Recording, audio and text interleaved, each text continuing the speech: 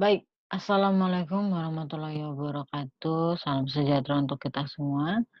Ya, kita sudah ketemu kemarin itu ketemu di tatap muka yang keempat. Ya, sekarang kita ketemu di tatap muka yang kelima. Masih tetap pada tahap pencatatan. Ya, jadi tahap pencatatan ini kita akan membahas buku besar dan neraca saldo. Oke, jadi yang sangat diharapkan dari rekan-rekan mahasiswa sekalian adalah ketika kalian sudah memahami materi ini, Anda dapat itu yang ini sudah kita bahas ya poin 1 sampai poin 4. Saya sangat berharap kalian sudah mengerti ya tentang poin 1 sampai poin 4. Sekarang kita tujuannya adalah untuk kalian tuh paham apa sebenarnya buku besar ya. Kalian bisa membuat buku besar itu dan tentang neraca saldo juga kalian paham mengenai itu. Oke, baik. Eee, Buku besar, berbicara mengenai buku besar, bahwa setiap bukti transaksi yang sudah dibuatkan bukti pencatatannya atau bukti jurnal, akan dicatat di dalam jurnal, ya kan? Ada transaksi kita analisis, lalu kita catat dalam jurnal, ya.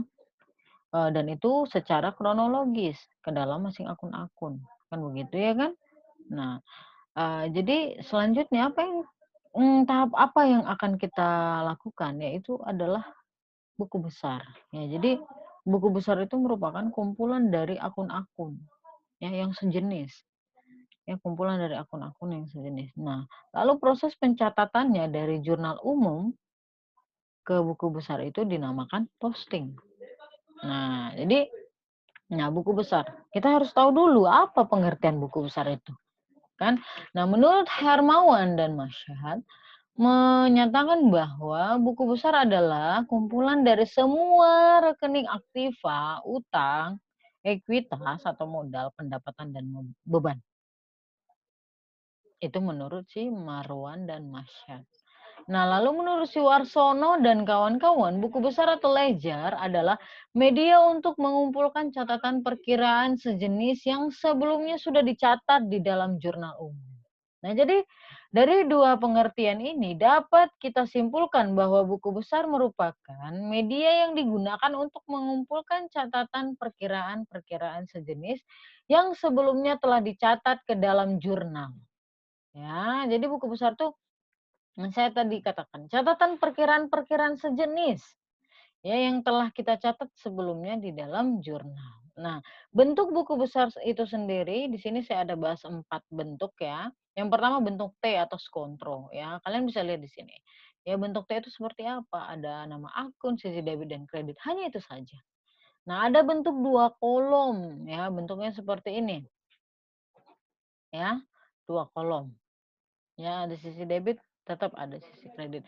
Ada 3 kolom seperti ini ya bentuknya. Dan ada bentuk 4 kolom. Ya, jadi nanti ketika saya meninstruksikan kalian untuk mengerjakan sebuah transaksi lalu diposting ke buku besar, ya kalian harus membuat buku besarnya itu bentuknya 4 kolom. Jangan bentuk yang lain-lain. Ya, bentuk 4 kolom. Karena apa? Ya, karena ini. Ya, pada umumnya apa? Perusahaan itu menggunakan bentuk yang 3 kolom ataupun 4 kolom. Karena kedua bentuk tersebut setiap saat dapat diketahui saldonya, sehingga mempermudah kita di dalam pemeriksaan ketika ada kesalahan pencatatan. Ya, ketika ada salah posting. Begitu. Nah, ilustrasinya seperti apa sih proses posting itu, Bu? Nah, seperti ini ya. Kemarin, minggu lalu pada tatap muka yang keempat kita telah, menganalisis, ilustrasi mengenai si perusahaan Missel ya. Ini satu transaksi aja saya buat contoh, nanti kita akan lihat ya bagaimana proses selanjutnya ya, oke. Saya akan tunjukkan nanti. Nah, misalnya 1 September ya, akunnya itu kas pada modal kan senilai 10 juta. Nah, di jurnal umum ini masih kosong ya. Ini masih kosong, ya. Lalu kita melakukan posting ke buku besar. Nah, kita siapkan buku besarnya, ya kan, satu per satu kita siapkan. Nah, kalian lihat berapa akun yang, timbul, ya kan, akun yang, eee, timbul maksudnya akun yang muncul yang ada pada jurnal umum. Dan ingat, di dalam menyusun kas itu, buku besar maksud saya, buku besar tuh harus berurut. Kelompok harta dulu, kelompok hutang, baru kelompok modal, pendapatan dan beban. Ya, harta, hutang, modal, pendapatan dan beban itu harus beruntut. Ya, dari harta pun harus beruntut juga. Ya, dari kas dulu, piutang, perlengkapan. Jadi dari yang lancar sampai yang tidak, kan begitu ya. Nah, lihat, ya misalnya ini, 1 September kas pada modal 10 juta, ya. Kita buatlah nama akunnya itu kas, ya kan. Ini kan buku besar kas, ya. Ya, oke, tanggalnya 1. Nah, keterangannya yang kita buat. Ya di sini setoran si Michelle yang ini. Nah, dia di posisi apa? Posisi debit, masukkan ke debit.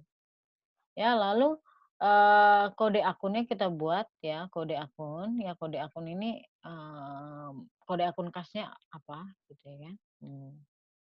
Lalu nah ini kita buatlah saldonya. Saldonya itu 10 juta di debit, ya kan? Nah, kita lihat. Nah, ini dari mana, Bu? Ya. Ini dari sini, ya. Ini maknanya apa? Ya, maknanya apa, Bu? Maknanya ini berasal dari mana? Dari Jurnal Umum JU halaman 1. Jurnal Umum halaman 1. Nah, Posref yang di sini 1.1 ini melambangkan apa, Bu? Ya, melambangkan bahwa akun kas ini sudah kita posting, sudah kita masukkan ke dalam buku besar. Makanya ketika jurnal umum itu masih kita pada tahap proses jurnal umum, itu kenapa kosong? Karena apa? Itu membuktikan bahwa semua akun-akun yang ada di dalam jurnal umum itu belum diposting, belum dimasukkan ke dalam buku besar. Nah, ketika kita sudah masukkan itu satu persatu ke dalam buku besar, ya, maka dia akan kita buat di sini kode akunnya. Begitu juga dengan modal misal. Modal misal kita masukkan di buku besar akun modal. Ya, ini tetap harus ada nama akunnya. Tanggal berapa? 1. Nah, keterangannya di sini terserah kalian mau buat apa. Ya, yang penting ada berisi. Dan kalian paham, boleh setoran tunai, boleh setoran awal, boleh setoran misal, terserah. Ya. Nah, posisinya di mana dia? Di kredit. Posisinya kita masukkan ke kredit. Saldonya di kredit. Oke, begitu. Nah, ini saya katakan tadi, apa kegunaan Posref itu, posting reference itu ya. Kolom Posref pada jurnal umum dan buku besar itu memiliki berbagai macam kegunaan. Kan kita bahas. Pada jurnal umum, pengisian kode akun pada kolom Posref itu menandakan bahwa jurnal sudah dipindahkan ke akun dalam buku besar. Itu yang saya katakan tadi. Ya, ketika kita masukkan kode akun ke dalam jurnal umum, itu berarti akun tersebut sudah kita posting. Ya. Nah, lalu pada buku besar ya, gunanya apa? Itu mempermudah kita apabila kita ingin mengetahui ayat jurnal yang menjadi sumber saldo debit atau kredit sebuah akun, ya kan? Asalnya dari mana? Kenapa saldonya bisa segini? Ya. Apakah benar kalau misalnya kita mau meng-cross check gitu ya. Jadi apabila staf tidak yakin akan saldo yang ada dalam akun buku besar tadi, bisa diceknya kembali dengan cara apa? Memeriksa ayat jurnal yang di dalam jurnal umum dengan melihat apa? Posrefnya tadi. Ketika ada keterangan di posrefnya JU2, berarti itu berasal dari jurnal umum halaman kedua. Begitu. Jadi dia tinggal ngecek itu aja. Ya, apabila seorang staf itu tidak yakin akan saldo yang ada pada buku besar. Jadi lebih gampang ngeceknya. Oke. Nah, buku besar itu sendiri terbagi 2, ya. Ini buku besar umum dan buku besar pembantu.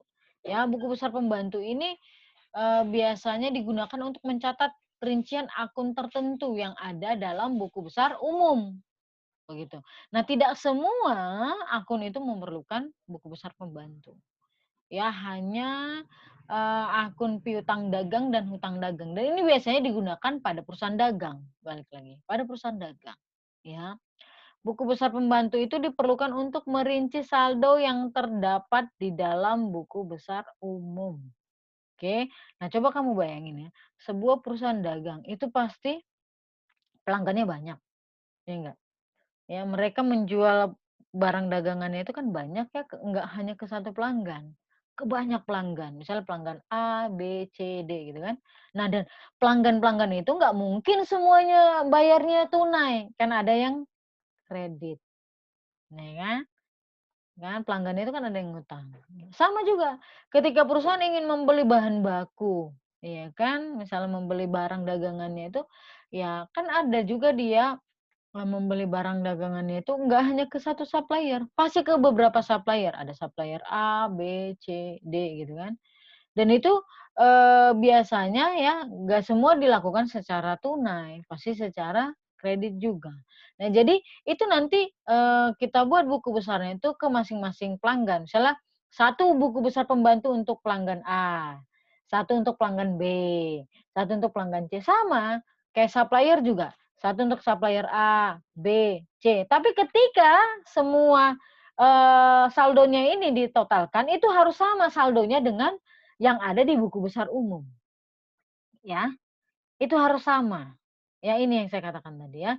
Dengan adanya buku besar pembantu yang mencatat tagihan ke masing-masing pelanggan atau yang mencatat utang ke masing-masing supplier akan mempermudah perusahaan untuk mengontrol saldo keseluruhan piutang dagangnya maupun utang dagangnya. Nah, total jumlah saldo dari keseluruhan masing-masing buku besar pembantu harus sama dengan saldo yang ada tertera di dalam buku besar umum. Jadi nanti ini kan account receivable ini maksudnya piutang. Jadi ketika kita total saldo untuk di buku besar piutang customer A, customer B, customer C itu harus sama totalnya itu dengan di buku besar pembantu yang umum. Begitu juga dengan hutang, account payable ya utang. Ya begitu ya. Oke, ini pada perusahaan dagang.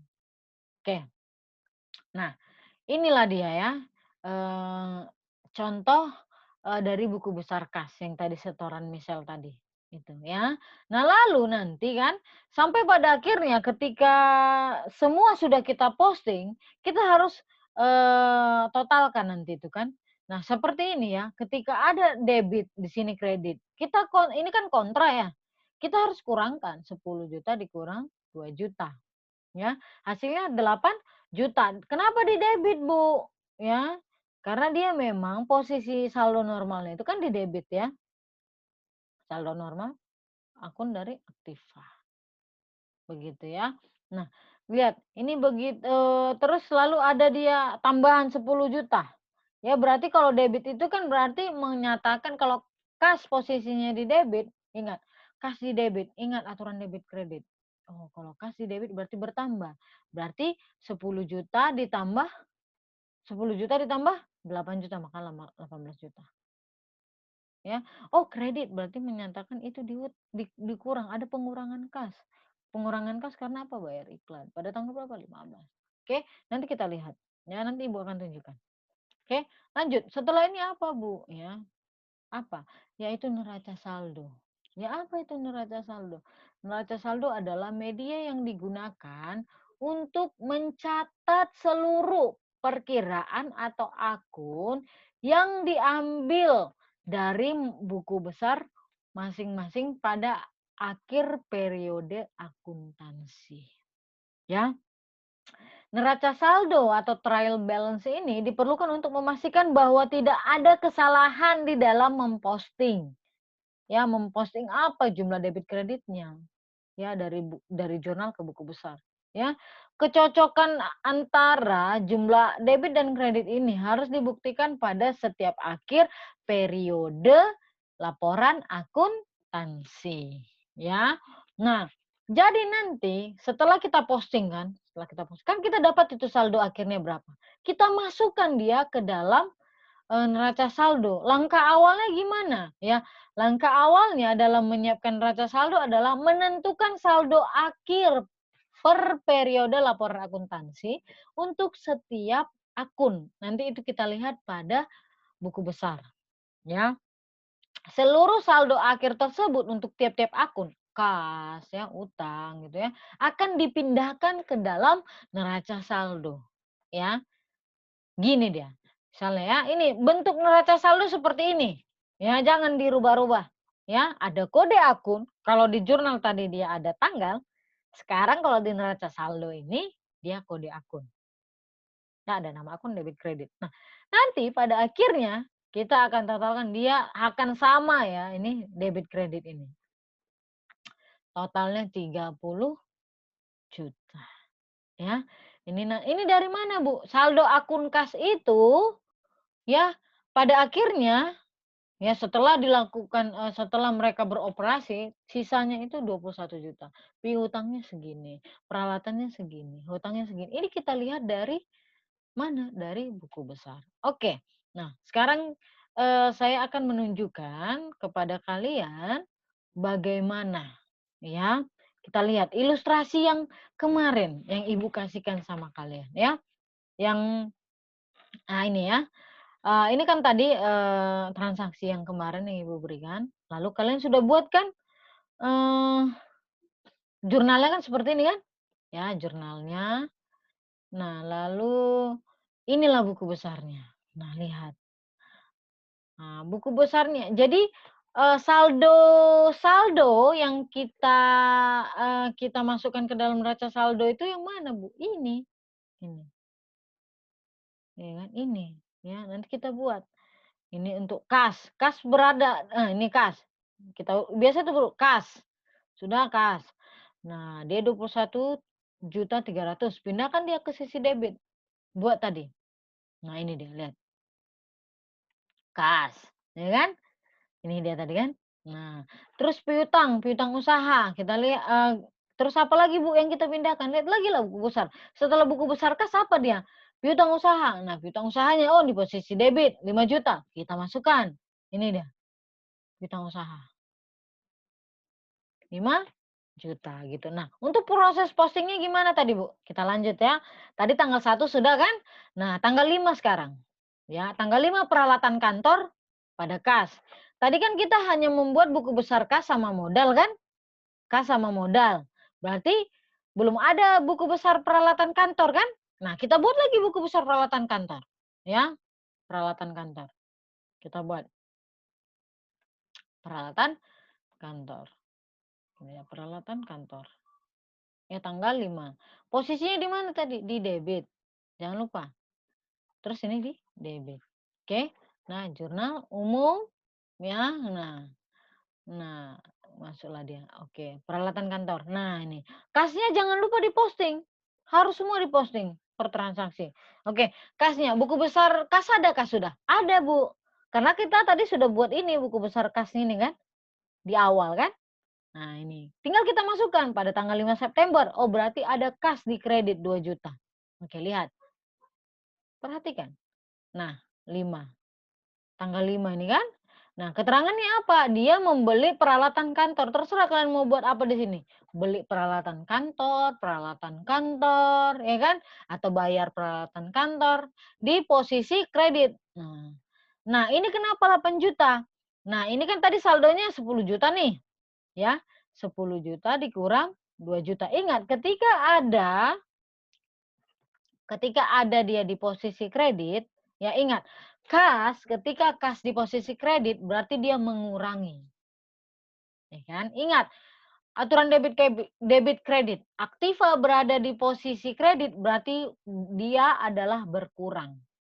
Ketika dia di debit berarti bertambah. Ya kan? Nah, begitu. Nah, selesai yang tanggal 5. Ya kan? Tanggal 5. Tanggal 10 sama. Ya, tanggal 10. Buku besar kas, udah ada nggak? Udah ada, tinggal kita masukkan tanggal 10. Oh, ada dia di debit 10 juta. Masukkan tanggal 10. Nah, ini Ibu buat dia itu PT Suka, ini nama pelanggannya. Terserah piutang usaha atau apa gitu, terserah kalian. Yang penting kalian paham apa yang kalian tulis, itu yang paling penting buat Ibu. Ya kan? Dan saldonya itu nggak salah. Di debit. Oh, berarti kalau ada kas di debit berarti posisinya akan menambah. Berarti tinggal gampang. 8 juta ditambah 10 juta. Maka dia hasilnya 18 juta. Oke. Lalu nanti sampai pada akhirnya nanti Ketika tanggal 31 September sudah selesai kalian iniin, langkah selanjutnya apa? Ya, langkah selanjutnya kalian totalkanlah itu semua. Lihatlah saldonya nanti. Ya, lihat saldonya terakhirnya. Nah, ini sengaja Ibu hitam-hitamkan, Ibu bold-kan ya. Ya, ini artinya saldo akhirnya. Berarti saldo akhir si Michelle untuk saldo akun kas, dari dia menyetor awal, terus ngasih beroperasi, ada yang ngutang, ada yang dia, eee dalam bentuk piutang ya, ada dia membayar setelah dia beroperasi lah pokoknya. Sisalah kas di perusahaannya pada akhir periode itu segini, ya. Begitu juga dengan piutangnya.